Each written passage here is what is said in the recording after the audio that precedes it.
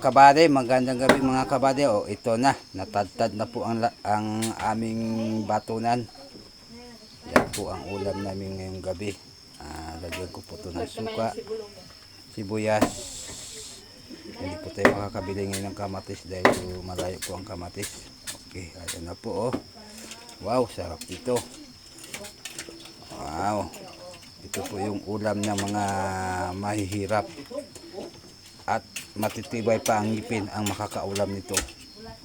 Ayan po. Ito po ang isa. Ito po yung lato namin ito.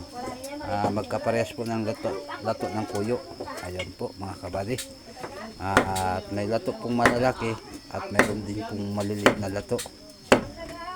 Sarap ito sausawan ng sausaw sa suka. May konting sili. Wow. Kabady. Atis muna tayo ngayong kabady kay walang ulam ngayon. Tag-ulan. Okay.